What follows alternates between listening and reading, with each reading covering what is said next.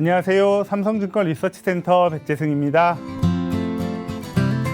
오랜만에 철강 섹터가 조명을 받고 있습니다. 담당 애널리스트로서 정말 기쁜데요. 작년 초 코로나가 확산될 때만 하더라도 사실은 작년 3분기까지도 철강 섹터는 수요에 대한 불확실성에 의해서 판매량과 가격이 함께 하락하는 뼈아픈 경험을 했었죠. 이로 인해서 시장의 외면을 받았던 게 사실입니다. 하지만 작년 4분기 이후로 자동차와 가전을 중심으로 한 수요 회복이 생각보다 빠르게 진행되었고요. 미국과 유럽 철강 가동률 회복은 오히려 더디게 진행되면서 타이트한 수급에 기반해서 철강 가격의 급격한 회복이 시작되었었습니다. 심지어 최근에는 중국에서 철강 감산을 본격화하려는 움직임이 포착되었습니다. 그래서 중국과 한국 철강 가격 전망이 한층 더 밝아지는 모습이죠. 작년 말에 저희 철강 산업 연간 전망을 통해서 말씀드렸던 이 업종의 긍정적인 모습들이 기업 가치로 잘 표현되고 있는 것 같아서 스스로도 참 뿌듯하게 생각하고 있습니다. 비슷한 관점에서 오늘은 철강 섹터 내에서도 2분기 실적이 꽤 좋아질 수 있는 철근 업체들을 소개해 드리려고 합니다. 국내 건설 분야의 소재로 주로 사용되는 철강 제품이 바로 철근인데요.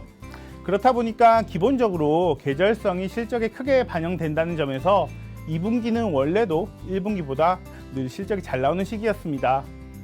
하지만 이러한 계절적 요인 외에도 지금 저희가 철근 업체들을 들여다보아야 할 3가지 중요한 포인트들을 제가 준비해 보았습니다.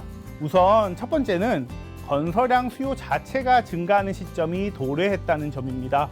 사실 제가 건설업종도 함께 커버를 하고 있어요. 그래서 관련 지표들을 늘 눈여겨보고 있습니다. 실제로 신축 주택의 수급과 정책을 고려할 때 올해부터 분양 물량이 본격적으로 증가할 가능성이 높다라는 점을 사실 이미 저희 올해 건설업종을 전망할 때 이미 보고서에서 논한 바가 있습니다.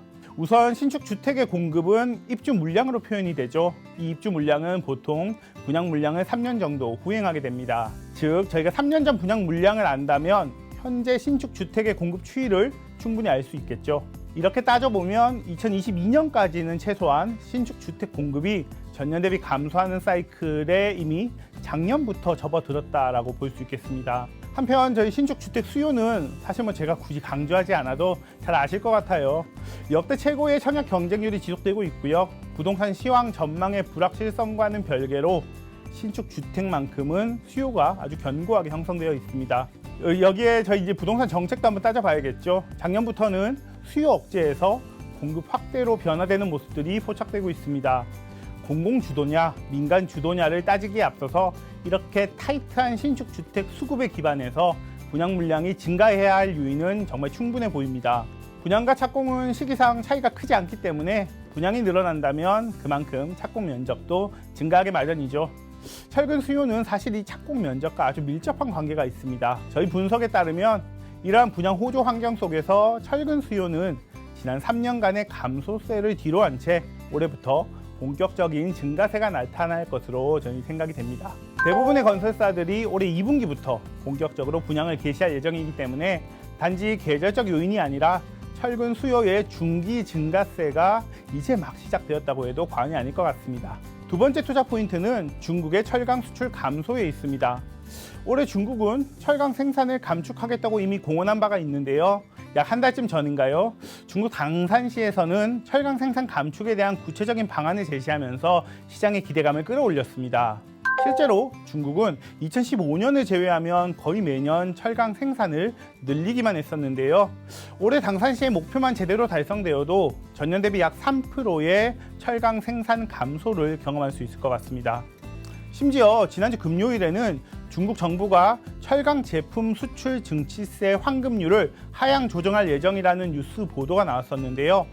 이 수출 증치세 환급, 사실은 수출할 때 내야 하는 세금을 일부 돌려준다라는 의미입니다. 결국에는 이게 중국 정부가 수출을 장려하기 위해서 만든 시스템이었었죠. 그런데 지금에 와서 이러한 환급을 줄인다는 건 결국 중국 정부가 철강 수출 자체를 줄이라는 시그널을 시장에 주고 있다는 걸로 해석이 됩니다. 여기서 저희 철근 또한 기존의 환급률 13%가 0%로 없어질 것으로 기대가 되고 있습니다. 이러한 흐름을 종합해 보면 중국은 올해 철강 생산을 줄일 예정인데 그 감축량은 대부분 수출 감소로 반영될 것이다라는 것을 알 수 있습니다. 중국이 철강을 수출하는 데 있어서 단일 국가 기준으로 가장 많은 양을 수출하는 곳 어딘지 아십니까? 바로 한국입니다. 중국 대비 높은 가격이라는 메리트도 있지만 사실 거리도 너무 가까워서 물류비가 가장 적게 드는 지역이거든요. 그래서 사실 한국 철강 가격은 중국산 제품 수입량에 많이 연동되어 움직여 왔습니다. 중국 철강 수출이 줄어든다? 이건 바로 한국 철강 가격이 강세를 보일 수 있음을 의미합니다. 한국 철강 가격도 수입량 감소에 기대어 더욱 힘을 발휘할 수 있을 것 같습니다. 세 번째 포인트는 철강과 같은 시클리컬에게 가장 강력한 무기라고 할 수 있는 구조조정입니다. 한국 철근 업계는 약 7개 업체가 시장을 형성하고 있었습니다. 사실 한국철강과 환영철강공업은 모두 키스코 홀딩스 산하에 있으니 사실상 주체는 6군데로 볼 수 있겠네요. 그런데 작년 6월 대한제강이 YK스틸 지분 51%를 인수하면서 하나의 연결실체로 합쳐지게 되었습니다. 즉, 약 1000만 톤 규모의 국내 철근 시장을 이제는 5개의 주체만이 형성하게 된다는 의미가 되겠죠. 이번 인수가 산업 전체의 생산 능력을 줄여줄지는 모르겠지만 최소한 플레이어 숫자가 줄어든 만큼 남아있는 업체들의 가격 협상력은 더 높아질 것으로 기대가 됩니다. 시클리컬에게 있어 사이클의 고점은 수요 변화가 만들지만 사이클의 저점은 공급 구조조정이 만들어준다는 점을 강조해드리고 싶습니다.